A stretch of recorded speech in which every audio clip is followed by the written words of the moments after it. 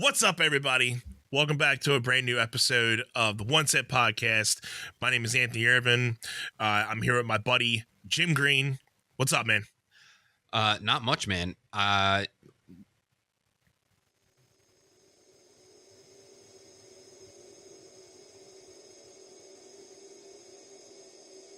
was waiting for you to do that.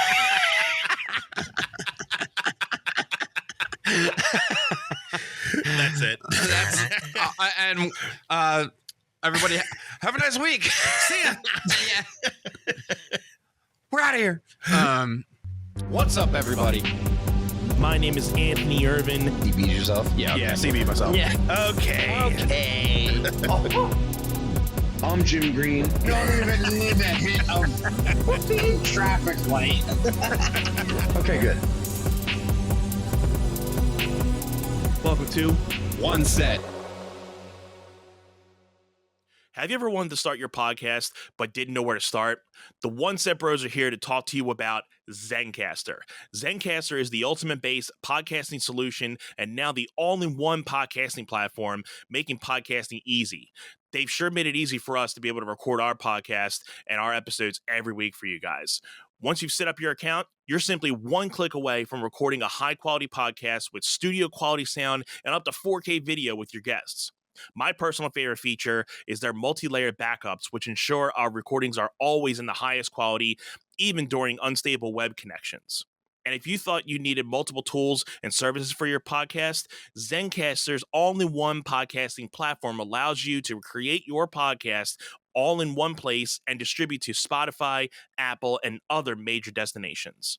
Go to zencastr.com/pricing and use our code OneSetPod, and you'll get 30% off your first month of any Zencastr paid plan. I want you to have the same easy experience as we do with all our podcasting and content needs. It's time to share your story. What's up, everybody? Welcome back to a brand new episode of the One Set Podcast. My name is Anthony Irvin, and I'm here with my co-host and best friend, Jim Green. And we want to let you guys know, if you're here for the first time, welcome to the One Set fam. And if you guys are here as OGs, thank you for supporting us and continue to be coming back every week. If you guys want to know, you guys can follow us here on YouTube as well as Facebook, Instagram, TikTok, all at the handle of One Set Pod. Make sure you're hitting that notification bell on YouTube to make sure you get notified of our weekly uploads. And Jim, let everybody know where they can catch us outside of our episodes. What's up, everybody? You can catch Anthony and I and get our pretty much, I don't want to say immediate reactions, but our most timely responses on the Facebook group One Set Fam. Again, that's on Facebook, the number One Set Fam. We've got a great community going on there with our WrestleMania season. We always talk back to that because we launched it like during the heat of that. And our wrestling fans were really tuned in on that. Mm-hmm. So yeah, Anth, I texted you like an hour before I got home this morning, before we were getting ready to hop on, and said, I want you to think of like because we usually go back and forth like, hey, what do we want to talk about next week? What do we think for next week? Or we have like in mind, like, oh, let's do this in a 2-part series where like we kind of talk about this and then we go into this. We didn't really have this plan. This is going to kind of piggyback off last week because I am about a week in to my actual guitar practice, right? Coming off of the Stephen Wilson Jr. Discovery for the both of us, and just having a lot of inspiration with that. A lot of inspiration, highly motivated. It's stoked to see you in that way, man. Yeah, I gotta say, man, I didn't think it was going to happen so fast. Your boy had his first voice lessons yesterday. What? Yeah. Awesome. So that's Tell me about it. How did it go? So I've never had a voice lesson. So like I've done like voice exercises, and like I bought like a full tape on like doing, certain like voice lesson exercises and stuff, but I've never had like an actual like sit down with a vocal teacher and like, hey, you teach me how to bring out my voice. Yeah, and I've known that there are ways. There's like lessons for singing. There's like how I go to dance conventions. There's literally conventions where people attend and they have people working on the mechanics of their face with singing. And I'm just, like, I saw that a few months ago. I was like, they have vocal conventions, and I don't know why it blew Right. my mind so much. Just, I guess, thinking like, wow, 150 people in a hotel ballroom just all singing. Like, how's anybody gonna sleep there? Right. No, Yeah, it's crazy. It was just really neat because one of my colleagues at my one studio, I knew he gave voice lessons since I started there 10 years ago, and he'd been doing it for many years. So I think after we did the episode last Tuesday, and I was talking about, like, I'm playing guitar, I might want to learn how to sing. Like, if I'm starting the guitar journey, I might as well get on the vocal journey. And that was kind of like, I ran into him teaching last Thursday. He was on his way out the door, and I was like, need to borrow you for a second. Stepped outside with him. He thought it was like something really serious, and I was like, I actually wanted to inquire about voice lessons from you. And he just stopped. His eyebrows shot up into the back of his head, and he was like, oh my God, let's do it. And I was like, because like singing is like one of his burning passions. And I was like, I have never aspired to sing. I always just kind of thought I didn't have a voice for it. And even you last week was like, everybody can sing. And and it made me really think back to the episode a couple months ago that we did that was just like living life outside of your comfort zone. And I was like, right, let me just take a leap and see what happens. So I was like, at least I'm going into a lesson with someone that I know really, really well, that I feel comfortable with. Yeah, for sure. So when I told my sister Kim, I called her after I got out of the lesson. I was like, I actually just got out from my first voice lesson. She was like, what? She was like, she didn't understand. Like, she's like, you mean public speaking, or like? I was like, yeah, I can do this podcast behind the microphone thing, but like behind a computer screen, but like put me up like talking in front of people, forget about it. Public speaking in college, my legs were trembling for 5 minutes straight, and I got through that one class and never wanted to do it again. Yeah, you would think I would be okay with it being that I perform stuff, but it's like it's always like if I don't have a guitar in my hand and I'm like just speaking to people, it's like, yeah, just mumble words, and then I can just play 3-4 hours in front of people with a guitar, no problem. Yeah, I mean, that's me having taught now for 25 years. Like, getting in front of a classroom with kids, I am super comfortable because there's so much to talk about in a class. Like, it's like, Cody Rhodes, what do you guys want to talk about? Right. Like, it's all like comfortability. Like, you're comfortable in that zone where, you know, when you don't have that thing that either it's like something you're not familiar with talking about, you're like, okay, I mean, even though you've studied about it, you've gone over it, but it's like, this isn't something you regularly talk about, you know? And like I said, I had to get up and do that 5-minute presentation in educational psychology my sophomore year of college at Westchester. And you actually took public speaking as a course, right? Like, you had a whole course on public speaking, right? Yeah. So I remember you having that, and I was like, I could never. And when I say I could never, I mean, I was still in college and knew I had to take the course and was putting it off as long as I could, and I just stopped college. Yeah, it was like we had to like do like almost like weekly or bi-weekly discussions on so many different topics, and like sometimes we would be able to pick our own topics, but then there were times where like you would have a list, like, okay, you got to choose from said list and talk about that. So those were like the hardest ones, obviously, other than talking about like stuff that you wanted to. But then the harder ones were just getting from a list of stuff that you don't really have much knowledge on, and then trying to find that and then be able to talk for X meta minutes to be able to like fill that amount of space and be able to talk about something. Yeah, yeah. And like you said, it's a level of comfortability. And for me, I'm like, how am I going to get up in front of a senior of high school? I was supposed to do oral presentation on James Joyce, the author. And I was like, I don't know enough about this guy to talk about him for 10 freaking minutes straight, you know? Right. And some people, they love talking. They love to talk. They can get up there and they will talk forever. They'll find a way to make. Exactly. They could talk for an hour about like why apples are red or green. Right. Like, yeah, some people are just like that. For me, I'm like, I need to be knowledgeable of the stuff to get up there and feel confidently like I know what I'm talking about. And I had not enough interest in James Joyce, as much as I'm sure he was a great author and poet, to get up there and talk to people that I generally like just couldn't wait to graduate high school. And like, no disrespect to any of them, but just I think I was just one of those kids that was like, I don't want to be here. Just get me to graduation and let me move on with the rest of my life, please. Injected with senioritis to the T. Yeah. So my sister Kim was asking, like, was it weird? Like, I was like, it was no more uncomfortable than just like I'm singing and I'm thinking about the mechanics of my voice box and lifting and pushing from my lungs and like just how. So my coach was like, you're learning how to play the guitar. If you're on the acoustic, the sound is resonating inside.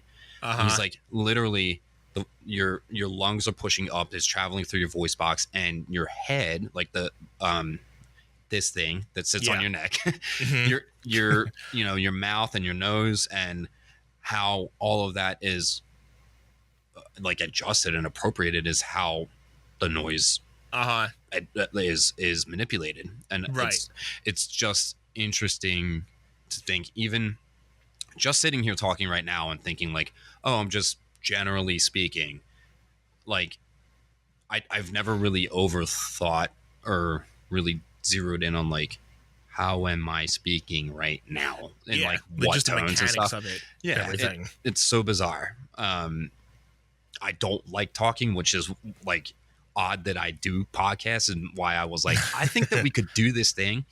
That's why I resorted to dance, and I just like, I listen to music and I let like my body language speak my emotions and how I felt.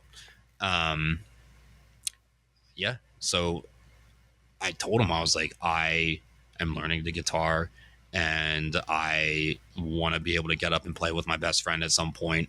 And like, if it comes down to it, I would like to be able to sing. My girlfriend Cheyenne has a great voice. She's just not one to get up in front of people and sing. Like, it's just and not some her people jam. are like that too. Like there's a lot of people that have a voice, but to tell them like, oh, you should get up and sing, like, oh hell no, I would never do that. But like, it's like one of those things, like you have a voice, but they just don't have that like courage to go up and sing in front of people. It's that life lives outside of your comfort zone thing. Like for some people, it's like, go do it once, and it's like, oh my god, that was like life changing. And then they're what's her name, I think her name's Allie in A Star Is Born. I think, have you seen A Star Is Born? You should. It's really good. No, I'm also, that's been on my bucket list. I'm also big Lady Gaga fan, right?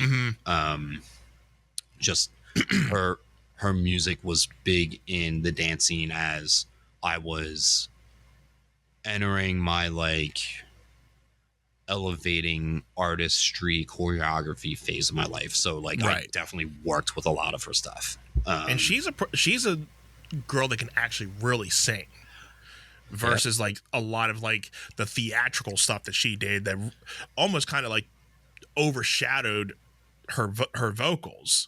But so like, she can actually sing. She's not I'll say Britney Spears, just because like she is like who I think of when I think they have the look, they're marketable, and they have enough vocal talent that like it can get them famous, right? And then you have Christina Aguilera, who can absolutely freaking sing, right? Just gifted singers. And that was part of, I hadn't told you about the voice lesson, even though I knew last Thursday I was having the lesson yesterday. And then when you were like, can we record Tuesday instead of Monday? I have a thing Monday. I was like, dude, perfect. I've just been sitting here waiting on this. I was like, so that way I was able to do the lesson and be able to talk about it when we recorded today. So did he give you like any exercises to work on, or? I just know I'm going back to see him next Monday. So sweet. I also told him I wanted to learn to sing Steven Wilson Jr.'s version of Stand By Me. And so I sent that to him. He was playing it, and he did exercises with me to see where my your voice, range is. where I was maxing at, right? Mm-hmm. And then he was able to take the song, and he's got software that he was able to drop the key to make it make sense for me and say, Yep. practice the song in this key because it's going Yep. to fit for you, and then we'll Yep. be able to do exercises and techniques to get you to where The his original key is. where his key well, yeah, because some of his stuff, just like across the verse in the beginning, I could do, but it's when he gets to like The higher pitch the chorus. chorus where it's like, yeah, I'm not there. He really I'm not there projects, and yeah, that's like from like a vocal standpoint, from what I understand, like, that's where, and I'm not sure if your coach, I'm sure he probably did, but like you have your mid-range voice, then you have your head voice, yet. and that's kind of where he gets into, like, when he gets into his like head voice, because he gets in that never know, like he's like up here, and you can almost, and like a lot of like the things he's probably gonna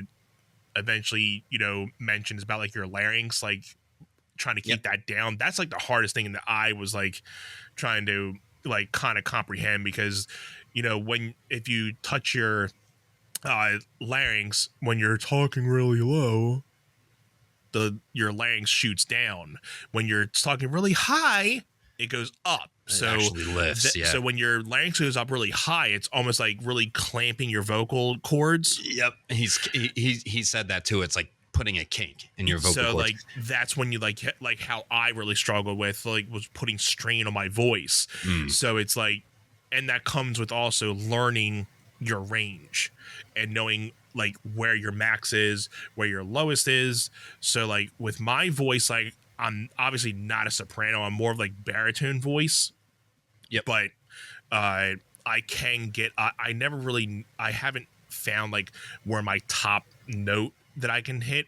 If Sure. if I have my piano on right now, I could probably just go up and up and up until I start hitting like a falsetto, like, or my voice starts breaking. Yep. And that's usually like where you're maxing out, and that's probably where he was at the same thing for you. So it's to the point again, reducing the key to in your range. Mm-hmm. And then you can practice up back to, if you can get to that. Yep. But yeah, basically starting, and because that's what a lot of singers do, and even professional singers, when you go see them playing years later, a lot of, especially, I'll take an example, when we were at Metallica, some of those Metallica songs that they were singing, they weren't in the original key, because as your voice gets older, if you're not particularly training it to stay in those, you're gonna have to eventually change some of those keys. So, and I think even some of the songs that, like, Mariah Carey and some of those other bigger soprano type singers, they're changing their keys because they can't hit a lot of those, because Mariah is very famous for like those, what they call like whistle notes. Okay. And that's when she gets in that really like high, like it sounds literally like a whistle. Okay. So they call that like a whistle note. And that's like a very small percentage of people they can get to. And like she's even starting to struggle with hitting some of those on point.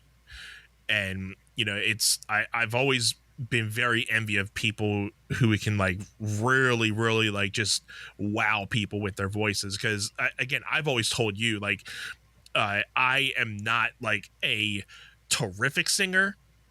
I can hold a tune, but hey, I've never thought of myself as a singer, but now that I actually perform and sing and play guitar, everything, I've had people come up to me and compliment me on my voice. So when I've had people compliment me on those, that really makes me think like, okay, at least I know that I can hold a tune. I'm in tune. I can tell some nights where it's like my voice is on. I can tell some nights where, I'm a little flat or a little sharp, but, I've always wanted to try to, at least maybe get a couple lessons to, keep my voice, going in certain things. But, yeah, like I've pretty much known, like, how to adjust my voice, and I know like where, if I have certain songs, like I know certain songs that I do sing very well, songs that are a little bit higher in my register, and then ones where I'm like, I know I can't even touch that. Yeah. So I think I said to you, you'd sent me. Oh, you sent me like a. You have recorded. You had a couple of recordings, and you sent something over my way, and I was like, oh my! I was like, this sounds like. Oh my god, who was it that I said? Holy shoot, I can't remember. Like, shoot. You do remember us having this conversation, right? I think so, yeah. You sent something to me, and I was like, "Oh," I said, "It's got the weekend written all over it." Could just yeah. It had like a very the little recording like, I sent you, yeah. It had a very like throwback '80s, more so '80s dance track vibe, and I was like, I feel like the weekend's vocals would like just fit this perfectly. Yeah. And you were like, I wish I had the falsetto for that. And I was like, you get there, right? Because you've invested. I have something to tell you about that track off air, by the way, too. Okay. We don't have to go into it, but there's something that was pretty cool that I found out about that track. Yeah. So I know that you have invested a lot in your equipment and like really getting good with like marrying all of your instrumentations together and making it make sense for producer chair stuff. My guy Sonny, I'm saying his name, he don't mind, he's really good with it. He has been doing voice lessons. He's been a vocal coach for decades. Like, it's one of his big jams. So if that's something you're interested in, I will connect the two of you. I would love to probably sit in on a lesson with you guys, just because like there's things that I would love to learn and things that kind of keep my voice healthy. I know there's like practices to like, vocal health and doing all this, obviously with like, making sure you're not smoking, making sure you're not, drinking that often. But otherwise, I mean, if like you're gifted, you're drinking like a sailor and you're just bailing out every night and you're fine. Then you're fine. But like for the average person, you got to be a little bit conscious of your voice and saving your voice. And a lot of professionals, they'll keep their voice to a minimum, or some people just don't really talk too much during the day to save their voice for because the night. They're saving for the performing. Yeah. So, So if you are interested in sitting in on a lesson with me or coming in, I basically told him through the summer until I start that thing that I haven't really talked about yet. Yeah. Wink, wink. Yeah. So I got 6 or 7 more weeks, and the Monday time slot he has open, and I was like, I'll just see you next Monday.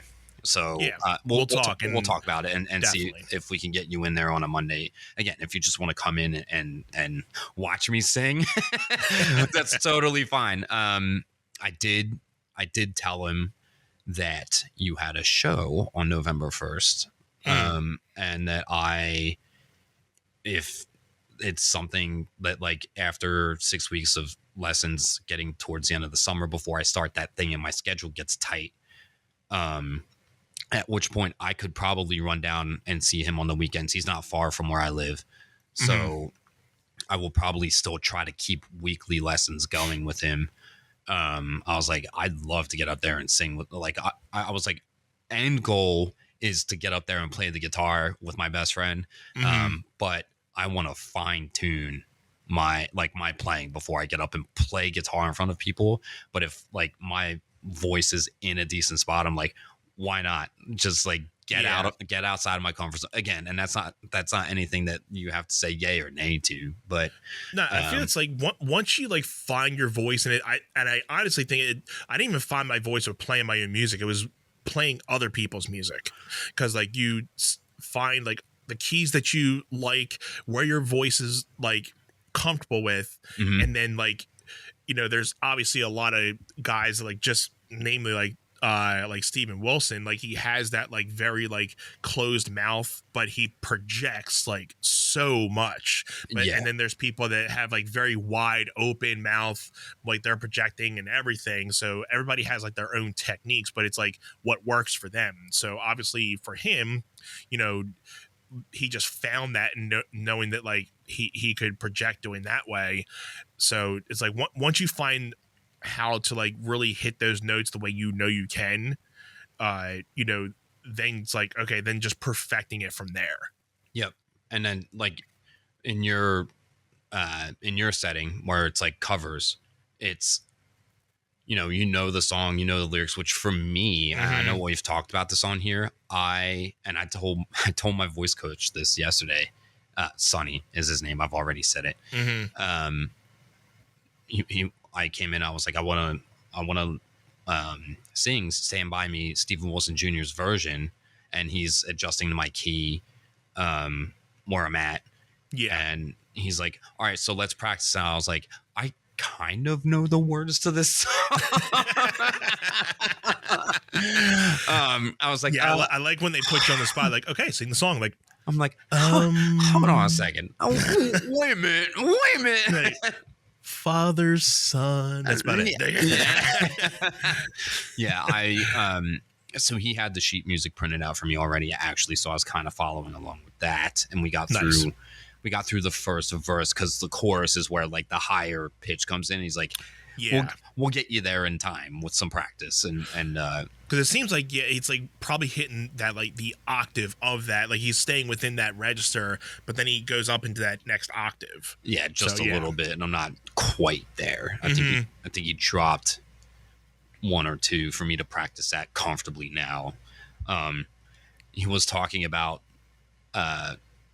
singing loud and like rock artists, because I'd sent him a couple other songs, maybe a Kid Rock Only God Knows Why track, and say I want to sing that someday. And he's like, so for like rock vocalists, a lot of them, they'll get up there and just do whatever, and they're just blowing out their vocal cords, and it always makes me think of the lead singer from The Used, because I know he had like he ruptured his vocal cords more than once, as far as I know. So when he's like, if you pay attention, obviously on stage when you're performing, you're gonna move your head around and you're gonna show emotion in your face, right? But you want to be able to hit these notes while just keeping your neck long and not doing too much with your face, and letting your voice box do the work for you, instead of doing all of this and like, yeah.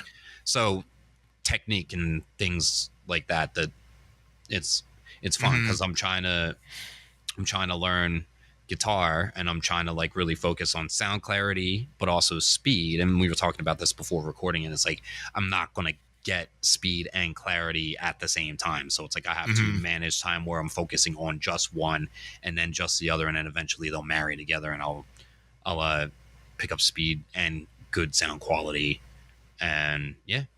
Well, I'll tell you the one thing that definitely helped me with singing, definitely playing the acoustic, because again, all those notes are resonating.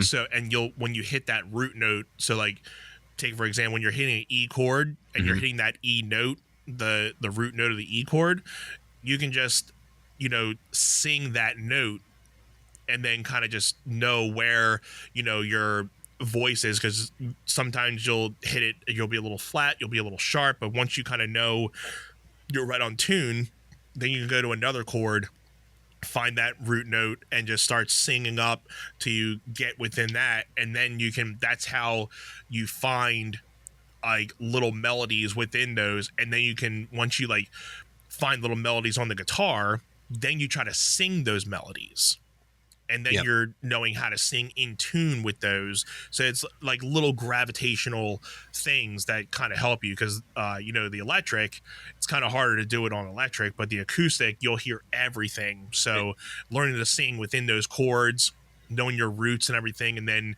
when you find your melodies, then trying to like sing those melodies, then that's going to help you even more when you're trying to sing words, and then you'll know how those words come into everything. So yeah.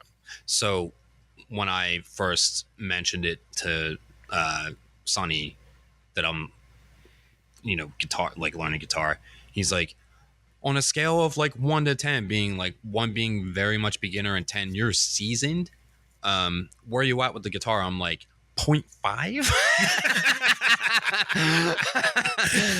He was like, okay.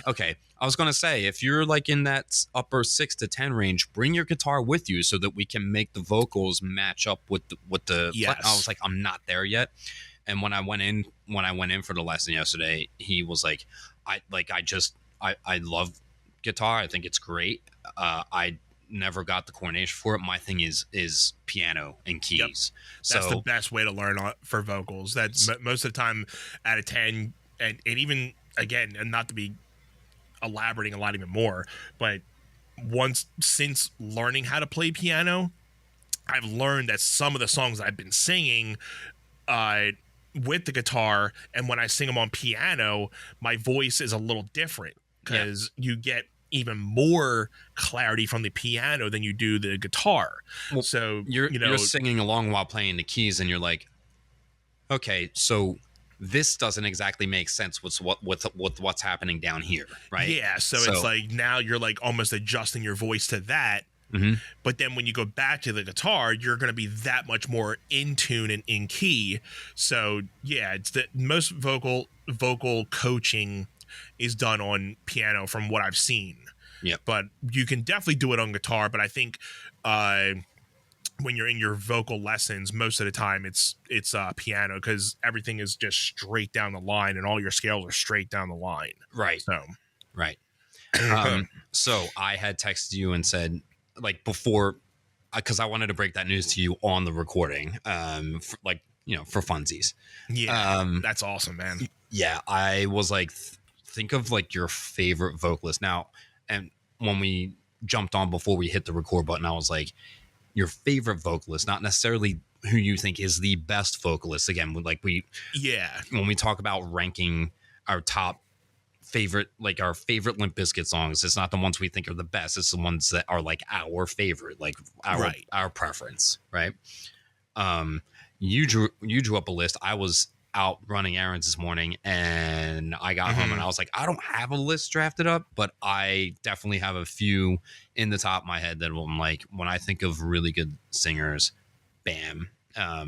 Yeah, maybe we can go off that real quick, and then the ones that you can't not have a vocal conversation with and not talk about these. I'll just go right off the list. I mean, number one, Michael Jackson. Come on now, he's king of vocalists right there. Prince, Freddie Mercury, Mariah Jackson, Whitney Houston, Celine Dion. Did you say Mariah Jackson? Did I say Mariah Jackson? Jesus, Mariah Carey.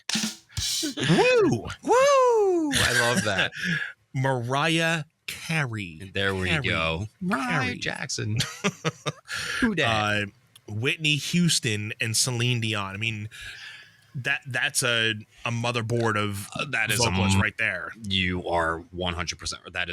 That sounds like the top vocalist of our childhood, like of the 90s growing up, right? Right. Like, yeah, and there's plenty more we can definitely go into, but just those six, just put like from our generation of the last like 20-30 years, like these people have been on top. I mean, Freddie, even though passed within that time, but still his music still lives on. Yeah. But Freddie Mercury's really good because he had a distinct, unique voice. Like exactly. Like you heard him and you were like, that's Freddie Mercury, right? Right.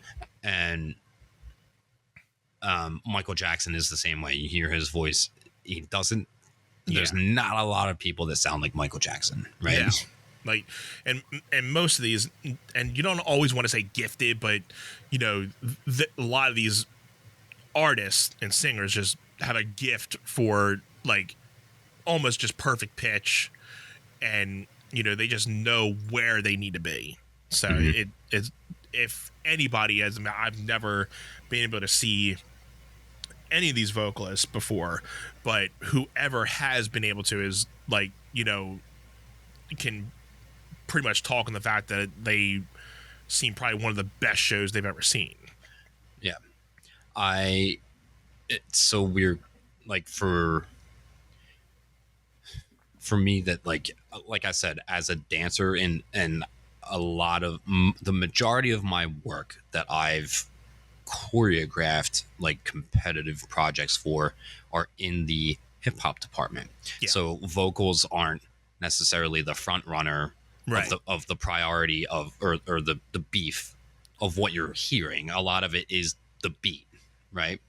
Right. So a lot of what my artistry and creativity leads into, not that the lyrics don't um, generate inspiration for the shapes that I'm building with the body, but a lot of the times the rhythm and the syncopation of and the patterns for the movement line up with the beat of the music. That's just what I hear first. Mm-hmm. I'm really bad with digesting lyrics of songs right when I'm hearing it, unless if Right. it's someone that has a very distinct voice and a very clear voice, and I know the words of what they're saying as they're saying them. Yeah. Um, and I really think that watching the Walk the Line movie with Hmm. Johnny Cash and June Carter, Yeah. and I was not raised on country music. I never really got Right. into country music until I went to Nashville for the first time, and I was walking on Broadway and live music everywhere. Yeah. Every building. Still a you bucket walk list that past. I need to get out there. I I'm mean, telling you, dude, someday I will take you to Nashville. like that and the Rock and Roll Hall of Fame are like the two things that I want to definitely get to. Like I've had friends that have been at the Rock and Roll Hall of Fame. I've had a musician friend that just passed there within the last month, and I'm like, I need to get over there. And then Nashville is just like music central. Music Central, dude. Outside of like Philly, New York, and the LA type of, aura. And even it kind of somewhat seems that, Austin, Texas is starting to really jump around too. But I still think Nashville is like every artist is like dreaming of like, okay, either it's LA or Nashville. Yeah, when your boys are a little bit older and you can get away for a weekend, I will take you and introduce you to Nashville, and that'll give me a couple years to like really get in with playing guitar and singing and really appreciate that on a different level, because I've been there twice, and I've been there 3 times, but the first time almost doesn't count because I wasn't in downtown Nashville. I was just there for the convention situation. Like I was in the Opryland Resort. I didn't really get to travel out and about in Nashville. So I can say I was in Nashville, but I didn't get to experience Nashville that first time. The second time was a boys trip with the crew we did 6 years ago. And then I took Cheyenne there because she loves country music, and when we first got together, I was like, country music, Right. but she knew I really liked Walk the Line and like the Johnny Cash country, like the classical country. So I think she leaned into that a little bit because I could tolerate it. And then when I took her and like showed her the vibes down there and the live music there, and like the rock, what's that, the country, no, the Rock and Roll Hall of Fame is in Nashville, right? That's in Cleveland, Ohio. Okay, so I think it's the country, it's one of the Hall of Fames are in Nashville, and it's mostly like the country music Hall of Fame. I think it's that. So yeah, I think that's definitely something that we should make happen in like 3 to 5 years, something like that. For especially sure. I'm not going to say it because it's on the level of the thing that I'm not really announcing yet. But at any rate, for me, like there is like Johnny Cash, there's Elvis Presley, like a distinct voice, right? Definitely like Frank Sinatra, right? I'm trying Another to think, great choice. I'm trying to think like outside of the 90s. There is Aretha Franklin, who's the queen of soul. Like she's just got an impeccable voice. What's her name? Tina Turner. She's a good one. So then if I go into the 2000s, Adele has a great voice. Oh yeah. She's just killer. Really good. I love Lady Gaga's, like you said, like a lot of her exaggerated, overdone visual wardrobe and like character aura type. Yeah. It's like remove all of that, and she has such a raw voice and such a range of voice. She can sing really low and it almost doesn't make sense, and then she can hit these really high notes. So definitely on your list of things to do, like you don't have enough going on, you gotta watch A Star Is Born. And if you don't get to it in the next 3 to 4 weeks, it might have to be a watch along that we do. We can definitely make that happen if so, for sure. Yeah. There's a band that a lot of people, reference to, like if you want to learn harmonies, or a band that like just killed it with harmony vocals, the Eagles are a band that killed it with vocal harmonies. And it was like a 3 or 4 or 5 part harmony that those guys, like almost every member in that band could sing. And like when you watch old videos, like there's this one video, I'll have to find it and just show it to you. Like these dudes are in like the backstage area, and they're just in a room, like an acoustic like room, and they just start singing, and it's like a 3-part harmony, but they are just like in like on spot pitch tune. It's like it's just crazy good. Can we talk about the Bee Gees too? Like, you talked about the Bee Gees too. I mean, that's a harmony thing too. Yeah. I'm like, is that even singing? Because for me, it's just like, well, you can tell by the way I use my. I'm like, is that singing, or is he just squealing in the background? Like, just like Steve, Steph, it's a very unique style of singing, and for his voice. But yeah, you can, I guess, consider that singing. Yeah. Ray Charles too, dude. Like, he's killer. Like you said, he never really had like the biggest range, but like, yeah, he was a voice for a generation, soul, for sure. Yeah. Because just like anything, because your voice is a musical instrument too.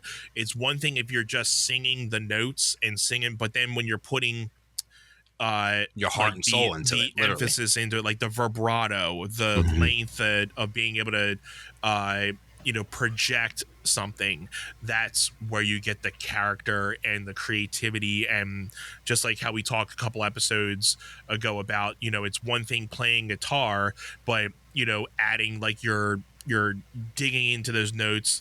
Same thing what you were saying about dance. It's one thing going through the motions, but putting action into there. Your voice is a musical instrument, and you can just sing a note and just keep on singing it, or you can sing it with like purpose and action and put like energy into it. So and that's like one thing to eventually get to. It's like anything, learn the basics and then learning how to project that, because you can sing something in a very low like thing, but it's being able to project that to get louder. That's where the practice comes in. Yeah. I'm teaching at a new studio I started a couple weeks ago. My one studio expanded or purchased another studio, so working with new students and teaching them steps, teaching them mechanics of footwork. And I was like, who likes chicken nuggies? All raise their hand. And I'm like, what kind of sauce do you like with it?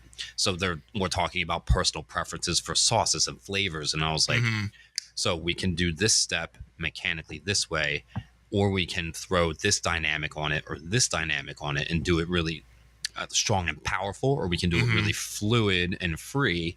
And it's like, it's a preference, but it's just how you make the mechanics of steps into dancing with flavor and passion. So this whole music and dancing that you and I have been talking about for 4 years now, we're coming up on episode 200. We're coming 4 years in, and it's this challenge has just really brought us even closer from an artistic standpoint. Yeah, It's I'm just stoked so 'cause fun, dude. looks like you and me are going to be able to spend some time tomorrow doing some dance stuff. So Yep. I can't wait. maybe we can get some content out of that and maybe throw it up depending on how bad I am. But I think just having that raw footage will be really fun if we can get that in on the episode 200 when we do yeah, the actual dance reveal, like just having for sure, just kind of that- show like where we were and then revealing everything. That'll be definitely cool. the BTS, So the behind I'm the looking scenes. forward because we had already taken a little bit of time for me to show you and introduce you a couple things on the guitar, how to play the certain song, and now you're spending your own time like just getting the basics down, and crafting yourself up so that when you get back to this song, you'll be that much more ready for it. Because there were some more advanced things on there, but it's not hard enough where I think that you can't pull it off. I know you can.